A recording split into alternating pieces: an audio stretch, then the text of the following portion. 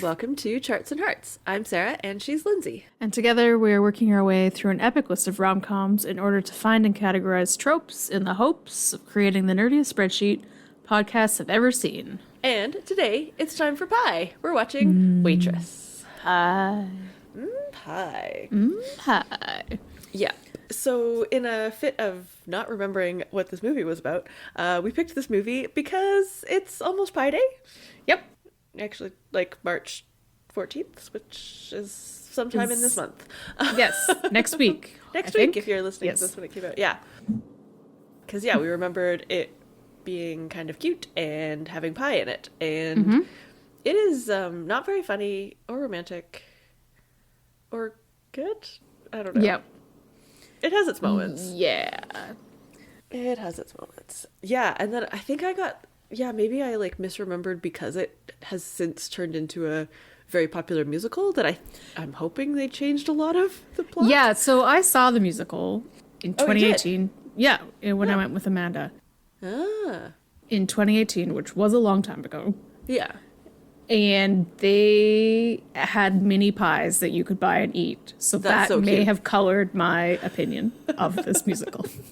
Yes. But I remember it being funnier Yep. and also just better. Maybe because of the music, maybe because they changed some stuff. Like, they didn't change the plot. Like, the plot is very familiar to me. Yeah. Now that I've watched it again. But I think that they probably made her friends funnier, or just like the way that their relationship was more more fun. Right. Because they were singing? Maybe, I don't yeah. know. And this movie does try to make it seem sort of surreal. It's kind of that, I've never really watched much of it, but the Pushing Daisies kind of surreal, almost magical realism verging on this isn't real, this is it has that sort of play musical quality of being very staged, on purpose. Mm-hmm. But yeah, it's just, I think it partly I think the actresses are so good at conveying how sort of sad their life is that it's it's hard to find it funny because it's kind of upsetting. Yeah, and I think too real. Yeah, and that's a lot of it of we'll get to this in May, but there's definitely a lot of where the heart is of this is a simple life and this is all I ever wanted. So once the bad man is gone, it's okay that this is my life. Yeah. Which is fine. I don't care. You want to waitress in a diner for the rest of your life? You go for it. Yeah. But But it's just, I don't know. I think it has nothing to really do with being a waitress. They were never upset about being waitresses. no, they were waitresses and they had their friends and they liked that part of their life. It's not I don't know, Burlesque, where she's trying to run away from her small town life. They really like their small town life. They just need to get rid of their abusive husbands. Yeah. Yeah. So I don't know. But then can they afford their small town life as a waitress without being married? Mm-hmm. Not saying that they need to stay with an abusive husband for financial reasons. No, for that, but they're stuck. Yeah. Yeah. And then just the weirdness of this movie in general as editing, but also the way that it's set, it is 2006, but it's also not. I don't know. Yeah, it's trying to be sort of timeless, and it sort of fails in that. And then because it doesn't have the right enough specificity, it just sort of feels lost in time rather than timeless. Yeah, it didn't go far away. I'm you can have diners in 2006, you can have diners in 2023. That's not the thing that was the problem to me. It was everybody except the doctor's car was old, which is also small towny, but then they didn't have any money, but he had a camcorder, Elton did. Yeah. And the nurses were wearing the craziest 1970s outfits ever. Yeah. Which and also was weird. the diner outfits that then she chooses to keep at the end. Yeah. Sort of better colors, but yeah. I don't know. It's just, it kind of doesn't really hit the mark. And I think it's trying to be sort of nostalgic, and maybe it's just because I don't have that small town diner nostalgia. I don't know. But I think there's also nostalgia sometimes you look back on things more fondly than they actually were. Yeah, and I think it's like, obviously there's a lot of movies, rom-coms and not, that are centered around small towns and small town diners and waitresses and like, and all of that stuff. Like, that's a huge like recognizable character in all movies. Yeah, and I think that maybe it relied on that too much and then just didn't do any more work. Yeah. And like, I don't know, the whole, and it's, the main character is somebody who like has an affair, doesn't like her husband, let alone even love him, which, like, fair enough because he's abusive and quite terrible, but like, but then also doesn't seem to like the person that she has an affair with, but also that he's terrible because he's cheating on his wife also for no good reason. No reason, So, like, I'm glad, like, it would have been unwatchable if she'd actually ended up with the doctor because he's a total bad guy. Like, doctors aren't allowed to have romantic relationships with their patients because it's like a privacy dynamic thing. But then also he's married to somebody who seems lovely, and like, if he's gonna cheat on his wife, why wouldn't he also then cheat on Jenna? Exactly. And also like I have this further down with like there's no reason. He never gives a reason. No, he's just he just like is drawn to her, I think, because of the pie. And like, and magic like people pie. Are bad and people have affairs all the time for no reason, but not in romantic movies. Not when they're supposed to be the romantic lead. Right. Yeah, but I think it's meant to be that sort of like they're like karmically drawn to each other. Yeah. Because he falls in love with her pie. Yeah. I don't know. Yeah. It's just weird. Yeah. But Nathan Fillion is very charming. He's dreamy, as always. Yeah, as always. Yeah. No, he's good. Yeah, he could be in more rom-coms. I'd be there for that. Yep, me too. He's instead doing like weird cop shows. But anyways, whatever works for you, I guess. Yeah. And then, there's like lots of like big-ish names in this. Like, Elton from Clueless. He plays a creep in all kinds of stuff. Yep, that's just what he does. He's got a creep face. Yeah. Cheryl Hines. Yeah, she's so good. Yeah, she's really good. The nerdy guy from Ocean's 11 is a nerdy guy in this. That's what he's from. Yeah. The stalker crazy dude. Yeah, the stalker guy. Yep. Yeah. And Matlock. Yeah. Second to last role ever. Oh, no way. I did not. I was like, I know this guy from something, and I didn't catch that it was Matlock because I've never watched Matlock. Oh, yeah. Andy Griffith. Yeah. Is his real name, but you know. Yeah. I know him more as Andy Griffith, but Yep. Yeah. Yeah, so like, I think, and again, like, I think maybe they changed the doctor in the musical, going back to this. Maybe. And like, because I just had this feeling that his wife was like in a coma or like something. They make him like more, like, seem like more of an attractive option to her. Yeah, like he's married, but he's like not really married. Yeah, he's married. Like that's definitely a story and other things. Yes, for sure. Like Jane Eyre, etc. Yeah, or something else where he's there. His wife is in an asylum, and they can't get divorced. What is that from? It's from something I read all the time. Anyway, it doesn't matter. Yeah, so I feel like that, but I also may have made that up. Yeah. Me taking it from all the other romantic leading men who are married so you can never get married, but their wives are bad. Yes. Or don't actually exist, or like legally dead, but it's the 1920s, so you can't get divorced, or whatever. Yeah, something like that. Yeah. But no, he's just a bad man because he's also her doctor. Yes, also that. Like that's he's also bad. They don't for even that get reason. into that. No. Yeah. And then so she's trying to Jenna, Carrie Russell is trying to save up enough money to be able to leave her husband, and so she like stashes money like all over her house, and then it's like, well, he finds it, and it's very much like, I mean, I guess because she doesn't have a car and there's probably no bank branch in their tiny town, like her getting to a bank would be impossible. Yeah, like I guess like the bank thing seems less likely. You know, can take the bus and goes off to the doctor's office all the time without him finding out. That's true. Yeah. But her friends know that she's saving money and that she's saving money to leave her husband. Yeah. So yeah, I know. Like you would like actually good friends would help her save that money, whether that was like lend her some or hold on to it for her. Like, I think Cheryl Hines has a car, doesn't she? Like, keep it in a yeah, I think so. Like, there's lots of, like, I could have thought of dozens of ways for her to hide her money better without using a bank account. Like, yeah. But it also, she needs to hide it a little bit poorly for plot reasons. So exactly. Yeah. Yep. So we never actually described this movie, but basically, she's a waitress. She loves making pie, but she has a horrible husband. So she's trying to save money. Firstly, to go to this pie contest that seems like a weird MacGuffin thing that's going to save the day because the prize money is in like $25,000. Yeah.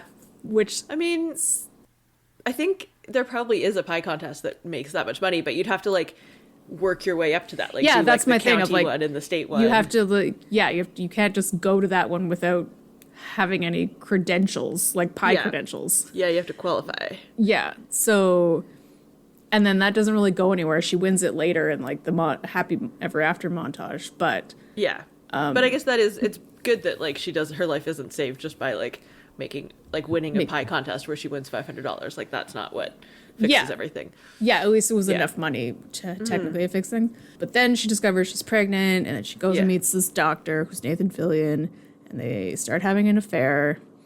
And then her husband finds out she's pregnant. Then her husband finds out she's hiding money, and all of this stuff. And through the whole pregnancy, she's having this affair. She hates her husband, and she also doesn't want this baby. And then she goes to give birth and literally instantaneously falls in love with her baby, which is totally fine, but then becomes a completely different personality and dumps her husband on the spot, and then everything's fine. Yeah, I mean, the timing of it is very convenient, very movie magic, but like the concept of it doesn't bother me that much.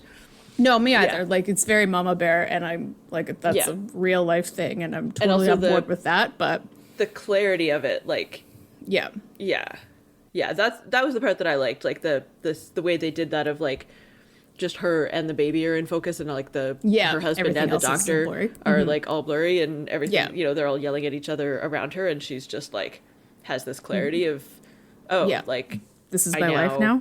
Well, like, I was dithering about whether or not to leave my husband, but now I actually have like an urgent reason to. Yeah. So like that is great. Yes. And I like how they did it, like cinematographically. Yeah. I know what you mean. Yeah. But just like, if it was that easy for her to leave her husband, this movie wouldn't have happened. Yeah. Well, and then like as soon as they have a baby, it's more complicated in terms of like way more complicated. Child support, alimony. Yeah. All of that. And like saying you want a divorce doesn't magically give you a divorce. Exactly. Like, technically, I know the doctor is involved in other ways, but he has no right to try and get the husband to leave the room. I mean, he might, just because, like, the patient, like, he's not the patient, right? I don't know. I don't know. It's kind of complicated. Like, it's one of those weird things. Yeah. And so, it's not great. And, like, I want a divorce, and all of a sudden I have this magical Matlock money, because Matlock dies and gives her a bunch of money. She decided to divorce him before she knew about the money. No, I know, but he can take that. Or she can get less alimony from him because she has this money. Yeah, no, it's so true. It's the like this magical money, which is actually less than you would expect. It's in the trivia. It's like $250,000 or something, which I'm not saying like that's not terrible. Yeah. Obviously. So the Matlock guy, Joe, is the guy, he like is sort of like the rich guy in town. It seems like he owns like all the businesses in town, including the diner that she works at. And that's the other thing that bugs me, is like everybody doesn't like him, which is fine because he's kind of crotchety. Yeah. But then she's like, oh, I know you're nice because you tipped me well. And it's like, but he's the business owner. If he tipped, like, he could just pay his staff better. Ugh. Mm-hmm. Yeah. And like, treat his staff better. And and like hire managers that treat his staff better, etc. Mm-hmm. Yeah. Yeah. Yeah. And also, like, why can't she be the manager? Like. Yeah. Yeah. Why is the cranky old man, or not the cranky middle-aged man who's like really mean? Yeah. Like, why does he have to run the diner? Yeah. So then like Eldon could take some of her magical Matlock money. She just had a baby, and she has this history with this doctor as her doctor. So then what happens? Does she have to find another doctor in this one doctor town? I mean, there's a reason we don't see that part of the movie. Exactly. Yeah. So I think like these are the problems of like, I am 100% behind her having the clarity and standing up for her and her daughter. But the movie spends the entire movie setting up these issues. Yes. And then it's like, everything's fine. It's all solved. It's all fixed with like a, large to her, but not like ridiculously exorbitant amount of money that you could just like it's not enough money to just pay every single problem to go away. Exactly. And then also completely redo this diner. Yes. Yeah, for sure. Yeah. So and like pay for daycare for her baby and all of that. Yep. But then so then we get this like happy montage where she like has the baby and the baby's growing up and she like wins the pie contest and then renovates the diner and makes it super brightly colorful and they just do fancy pies and it's like packed with all kinds of like, before it was very sort of drab and colorless and like pretty empty, like just a very few customers. And then after the renovation, it's like super brightly colored and new uniforms and like fresh paint and blah, blah, blah. And it's packed full of like excited, fun, lots of people, etc. Happy people. Yeah. And then she and her baby Lulu just like walk off into the sunset and it is really cute. But it's like, again, like logistically problematic. Yes. Unless she lives in the cornfield across the street from the diner. Exactly. Like she has no diaper bag. And this is like a 1-year-old child, maybe 18 months. Definitely you can see the diaper under her adorable dress. I know. Yeah. They're wearing like matching diner uniforms. It's really cute. It's really cute. But I choose to think that they live across the street. Okay. Because also I'm like, if you have all of this money. Yeah. Why are you still taking the bus to this place that you have to take the bus and then walk to from the bus stop? Yeah, no, exactly. I choose to think there's nothing wrong with taking the bus, but when you have a baby and you have to walk from the bus to get to the place that is your place of business. Yeah, that she owns. I think she lives across the street. Or she was just taking her baby for a walk. And she lives like out back of the diner. I have no idea. Sure. Let's go with that. Because not having a purse is a real pet peeve of mine in movies. Up there with ponytails. Yeah, she does have mostly ponytails when she's cooking, which is good. No, she does pretty well with that, but I'm just like, where is your stuff? Yeah. Okay, yeah, so we talked a little bit about Cheryl Hines, who's like the older, so there's like the 3 waitresses. There's Jenna, and then there's Cheryl Hines plays like the older, sort of slightly wiser, barely, one. And then there's like a younger one who I don't know what her name was. But anyway, so she is like, trying to go on dates and all this stuff and meets this guy. Oh yeah, she's going on 5-minute dates with people. And then she meets this guy who like stalks her to the diner and like won't leave until she talks to him, blah, blah, blah. And then you find out a few months later that he continued persisting even when she was like flat out turning him down, saying no. And oh, isn't it cute? They're so quirky and adorable and they're getting married. It's so cute when he says things like, I wrote it down here, I don't take no for an answer. And she is like, we are engaged because he wore me down. Yeah. Yeah. Not just, Yeah. Yeah. And like, it was 2006 and I know we're in a different consent kind of like understanding time, but still in 2006, no means no. I mean, now we're even beyond that of like, yes, not saying no doesn't mean yes. Yes means yes. Yes. But still, no. Yeah, stalking and persisting somebody who repeatedly says no is abusive, stalkery. Terrible. Looking at you, Ted Mosby. And the only like critique of this guy is just that he's kind of nerdy and kind of awkward. Yeah, that's all anyone cares about.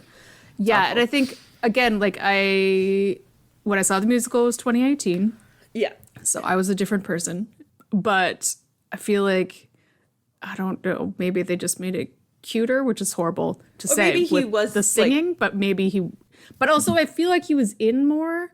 And like, if you look at it from like a Urkel point of view, of like he's annoying and he has a crush on you and he's always there, but he's just always there. And he's like, "How are you today? I love you." Yeah, and that's it. As opposed to we're gonna get married, too fucking bad for you. Yeah.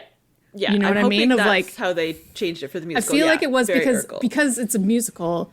So as an actor, he has to be present, to be in the background, to be in the chorus. Like, that's how musicals work, right? Like, he will be constantly on stage when he's needed. So having him just be a person being in the diner. Yeah, he's just a diner patron that works better as like, I'm here again. And then she's like, oh no, he's here again. Serve him for me. And he's like, I love you. And then that's it. As opposed or he just like stares at her with longing eyes and like says, I love you, while she's like, 2 feet away, but a million miles away because it's a something musical, like that. so she doesn't hear him. Yeah. Something so, like that. I hope. Yeah, like I feel like this is because he's only in like 2 scenes before they get married in the movie. That's true. So that's true. I think it's a little bit more extreme in the movie as well. I hope so. But also, it's not a cute story. No, it's not a cute story. Stories it's like terrible. This. I hate it. Yeah, it's terrible. All right, well, I feel like we complained about this movie enough. Yeah. Should we talk about some tropes? Yeah, I just want to say one more thing is about the colorful diner. Did you, when they were doing the montage of the happy, colorful pies, did you think about the magical food scene from Hook? Because a little bit of the magical food scene from Hook, but also the green pie looked very like creepily too much like, what's the like the slime from the like Teen Choice Awards or whatever they do? Like what's that? Nickelodeon slime. Yeah. Like they were slime. Like all of her other pies in the whole movie were like decadent, and like some of them were extremely over the top, like with marshmallows and whipped cream and stuff, which is fine. But a lot of them were like whatever, crisscross, just like normal like normal pies, or like berry and chocolate kind of pie. Yeah. And then all of the ones at the end were like insane, super colored icing, and I'm like, these look like cookies, not pies. Well, I thought it was like custard or like pudding. They might have been icing. Like, it could have been custard, but it was still and just like so like the lime custard was like Nickelodeon neon slime green. Yeah, and the pink was very. It was not super attractive. Like from Hook, and I was just like, I don't want to eat these pies anymore after this whole movie of wanting to eat pie. Right? Yeah. Only some of them though. Oh yeah, and she comes up with fun baby pie or fun pie names like Bad Baby Pie, and like I Hate My Husband Pie and all this stuff. Yeah. And then really like cute. as her life gets worse, she comes up with like really horrible, disgusting pies, which is like it's a fun way to showcase her inner monologue. Like that kind of stuff is cool. It's an interesting structure. Like what pregnant, miserable, self-pitying loser pie, lumpy oatmeal with fruitcake matched in, flambe, of course. And like burnt crust and all of this stuff. I think there's a lot of times in life when we would all describe our life pies as flambe pies. Yeah. Or I Hate My Husband Pie. You take bittersweet chocolate and don't sweeten it. You make it into a pudding and drown it in caramel. Yep. Yeah. So much pie. Times. Okay. Oh, and that other one was about having an affair with a doctor. There was a banana in it. And then she's like, no, wait, take the banana out. Take it out. It was very funny. Yeah. Okay. Tropes. Yes. We're starting off with a double. Yeah. We got wise old man. Yeah. And wise rich old man who saves the day. Right. Not only is he going to give you all the life advice you'll ever need in your life, but he will also give you a check for $250,000, which I will not turn down. Matlock, come find me. Nope. Yeah, in this one we have like an extreme version of the terrible husband. Yeah, he's both like emotionally and physically abusive and just like a really sad and depressing man. And Lindsay's question here is, why did this sweet optimistic person marry him anyway? And I'm going to say that he was in his 20s when she was in high school, and he had a car and made her feel really special. And then she felt like she didn't have any options. Yeah. And they probably got married real fast. Yeah. There's a point in the trivia where there's a part where they cut a scene where he actually basically rapes her, and they're like, oh, we cut that out because that was too much. I'm like, was it? Like, obviously it was, but I'm like, I don't think it was too much. I mean, I don't think the thought that he did that isn't too much. It's like the showing it in this like no, yeah, the showing movie. it is too much. But I'm like, I would have assumed that that's what happens all the time. Even the sex scene that they did show, I'm like, that's not violent rape, but that's unconsensual sex. Yeah, getting somebody drunk and having sex with them when they're drunk is also rape. Yep. Yeah. Yep. Yeah. So again, it was very like 2006 of like, it's only rape if the person says no and you do it anyways. Like, yeah. And also probably in 2006 or 2007, whatever, people didn't think that as much that married people could get raped by their spouses, but they can. Yep. Yeah. Do you want to do the next one? Oh, yeah. So we talked about this a lot. So regardless of how you felt about this dirty, quirky guy, it's the dirty, quirky friend ending up with the nerdy, quirky guy. And like this time it's very much not romantic, but that's a lot of the times it is. Like, that's what it is of like, our best friends are getting married. Let's dance at a wedding, you know? And it's like the simple, easy, cute relationship to contrast the like complicated one. Drama. And similar to, we haven't had this in a while, but in the summer of the BIPOC couple getting together. You're black, I'm black, let's be a couple. This is you're nerdy, I'm nerdy, let's be a couple. Like, it's just... it's the same trope. And according to this movie, we have one defining characteristic, and therefore we should be together. Exactly. Definitely can't branch out in any way. No. Stereotypes only go with stereotypes. Exactly. Okay. There's like this sort of recurring thing throughout this movie, but also obviously through many movies, of children and parents being horrible in front of pregnant women who don't want their baby. So yeah, there's like a customer at the diner who's a toddler who's the worst, and a mother who allows him to be the worst.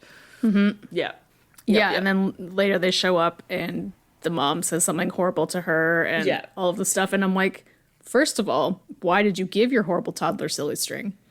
What did you think was going to happen? But again, like, it's very much a trope of all the time of like, when you're excited to be pregnant, all you see is happy babies. And when you're not excited, all you see is horrible babies. And just like, it's an easy way to, again, showcase your feelings. Yep.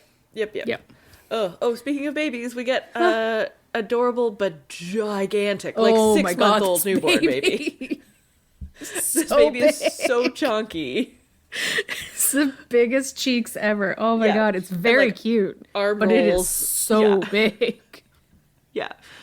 And like, she went into labor, like, she wasn't like overdue for her delivery. Like, she was at a normal checkup, sort of like, she might have been like 8 months along. Yeah. Ugh. Oh, and again, you added this one, hiding money. It's our favorite from last month. Hiding money in all sorts of places that your husband will never find, like the sugar jar. I liked the like inside the couch one that she did in the middle of the night. Why just keep hiding money there? He's not like... Exactly. Like, and also like, why was it all around? Did you think that he was going to find some and assume that was all of it? I don't know. Again, like, similar to all sorts of other money hiding ones, I'm like, there's better ways. Other ways. And like, you don't even have to be Ron Swanson about it. I feel like she could leave it at work somewhere. Like, like, doesn't she have a locker? No, because they use like the public bathroom to get changed. Oh yeah. All right. Well, that's a bunch of tropes. This movie does pass the Bechdel test. So that's got that going for it. Talk a lot about pies, which is her career and their work. It's great. No, we get to make a pie, which I like. Hooray! Somehow didn't clue into until I was watching the movie that like, we make pies in our podcast, and this is a movie about pie. It was very much like just the Pie Day March. Pie Day part? Thing. I was like, oh, we can make a pie about a movie about pie. Oh, it's been a week. All right. Well, that's why we're recording this on a Friday when we were supposed to be doing it on a Monday. Yep. All right. What shall we put in our pie? Pie. Yeah. What do you think this pie is pie. Like? 50% pie? Yeah. There's a lot of pie in this movie. There's a reason why we chose it. Without looking into whether or not it was actually a rom-com, which was our own fault. Sorry, team. Yep. Okay. Random voiceover narration as like the driving force of this movie. I mean, that was some commentary that wasn't meant to be a pie ingredient, but yeah, the driver of this movie is her sort of ad hoc or post hoc narration. Yeah, I would say like 30. I'm gonna go with 20. Okay. Yeah. It shows or us maybe how 25. she's 25. Yeah, it shows us how she's feeling because she also does the Dear Baby letters. Yeah. Yeah, so it transitions from her like making pie thoughts and like pie plans to letters to her baby. Yeah. Yeah. Yeah, 25%. And then okay. Generic and not great Southern maybe accents? I don't really know where accents I think it's come like from. it's supposed to be small town, so then they just went with Southern. Yeah, like I feel like it's meant to be somewhere generically very like maybe not that South, but I don't know like what's the place between like the Midwest and the South? That place. Yeah, exactly. Yeah. I don't know. Ohio? Like, well, yeah, no, I know the states, but like what's that region called? I don't know. Is that still the Midwest? I don't know how far south the Midwest goes. Anyways. I don't know. What's the Rust Belt? Is that a thing? Yeah, maybe. I don't know. I don't know. I'm very good at accents and regions. Anyways, like 5%. Yeah. It's there. They're not good. It's there. I feel distracting. like they were like, it's a small town and we have Andy Griffith who can do an accent because he's Southern, I think. Yeah. Matlock was anyway. Yeah. No, I think he's Southern. I'm pretty sure he is. Yeah. So they're like, we'll just base it around his? Maybe, but then nobody else?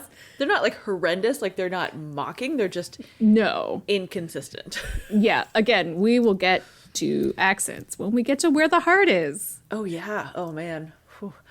But I am glad they didn't make Albertan boy do an accent. That's also good. Oh yes. Yeah. Yeah. Nathan Fillion is from Edmonton, Alberta, and so they made him from Connecticut rather than the South, which was a good call because good call. Yeah. I mean, he does sort of like a cowboy accent in Firefly.